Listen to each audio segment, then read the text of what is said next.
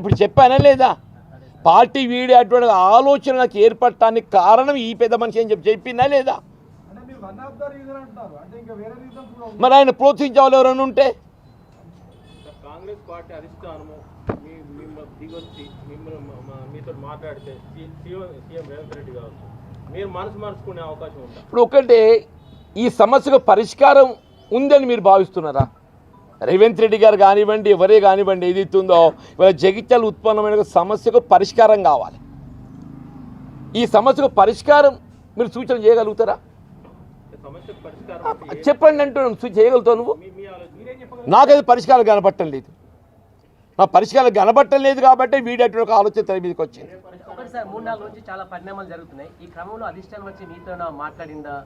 Sir, నాకు మిత్రులు ఉన్నారు కాంగ్రెస్ పార్టీలో, మాట్లాడేటోళ్ళు మాట్లాడుతున్నారు. నా స్పందన నేను చెప్తున్నా, వాళ్ళ ఆలోచన వాళ్ళు చెప్తున్నారు. క్యాడర్ల సలహాలు సూచనలు నేను పరిగణలోకి తీసుకుంటున్నా. క్యాడర్ ఆలోచన సూచనలు పరిగణలోకి తీసుకుంటున్నా. అట్ ది సేమ్ టైం ఇవాళ రాజకీయాలు అనేది ఏదైతుందో ప్రజాసేవలో ప్రధానమైంది గౌరవం. ఆ గౌరవమే నేను పొందలేనప్పుడు ఏదైతుందో ఆ గౌరవం అనేది ప్రధానం కదా ఇవాళ ప్రజాసేవలో.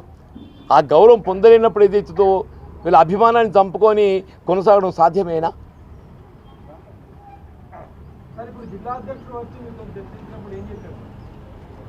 జిల్లా అధ్యక్షులతో చర్చించలేదు.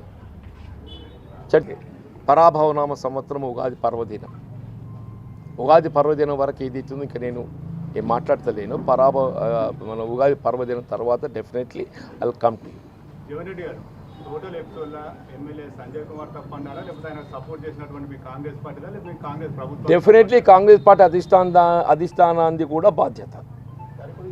కాంగ్రెస్ పార్టీ అధిష్టానాన్ని కూడా బాధ్యత అంటున్నా నేను. ఏంటిది? నేనేమనలేదు మీతో, ఎక్కువ అన్నాను ఇప్పుడు. ఏమనలేదు నేను. కాదు బాబా, నేనంటే ఈ సందర్భంగా నేను నాకు ఎక్కువ తెలుసు ఆయన కంటే అనలేదు. నేను ఏమన్నా దీని గురించి నేను అనలేదు ఆ మాట. మీరు ప్లీజ్ రిపీట్. ఒక పెట్టి నేను అనలేదే.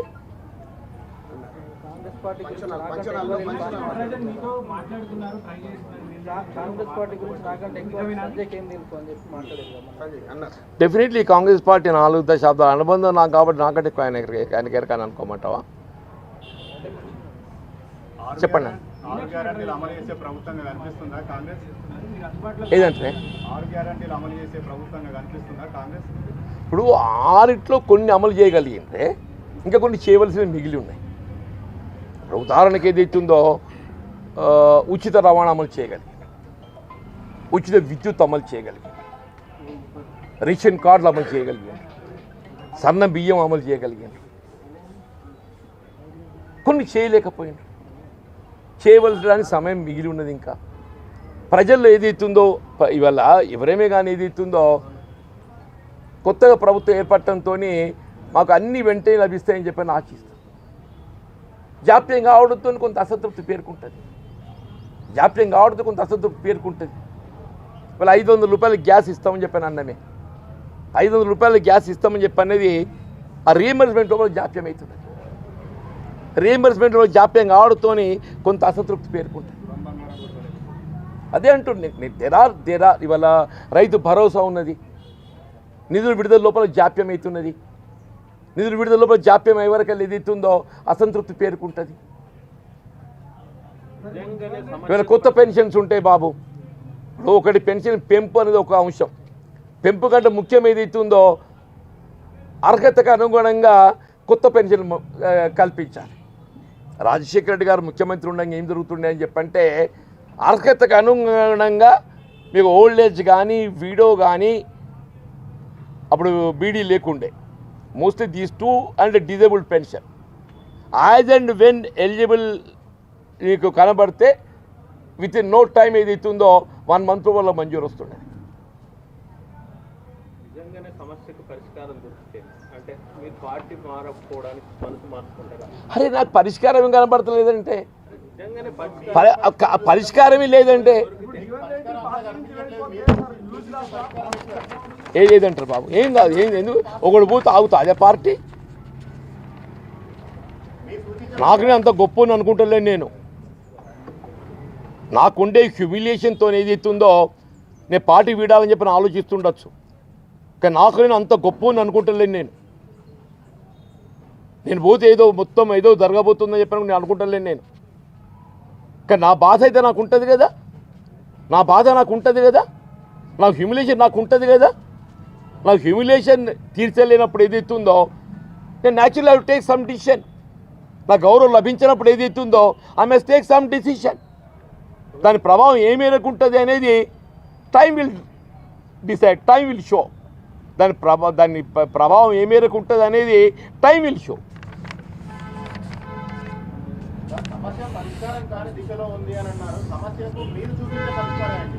నాకే కనబడతలేదా అంటే ఏ నిర్ణయం తీసుకోవాలి? నాకే పరిష్కారం కనబడదు. ఇప్పుడు మీతో ఏమన్నా నేను దొరికితే మనసు మార్చు. అరే పరిష్కారం లేదా అంటే నువ్వు చెప్పేముందో ఈ ఉన్న 10 మందిని వెళ్ళగొట్టాలి ఇడికెళ్ళి.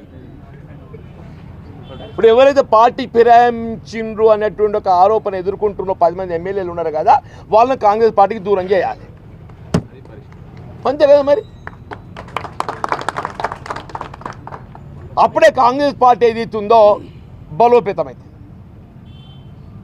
ఇవాళ ఈ పార్టీ ఫిరాయింపు ఎదుర్కొంటున్నటువంటి ఒక 10 మంది ఎమ్మెల్యేలు ఉన్నారు కదా, ఆ 10 మంది ఎమ్మెల్యేలను అభివృద్ధి కొరకు ముఖ్యమంత్రి గారితో కలిసి పనిచేయమనండి.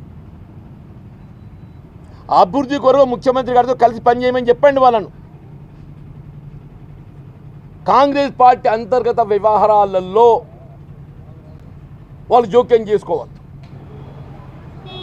నాకు దోచిన ఒక పరిష్కార మార్గం అదొకటి కనబడుతుంది. మరి మీరేమైనా సలహాలు సూచనలు ఇంకా మీకు ఇంకా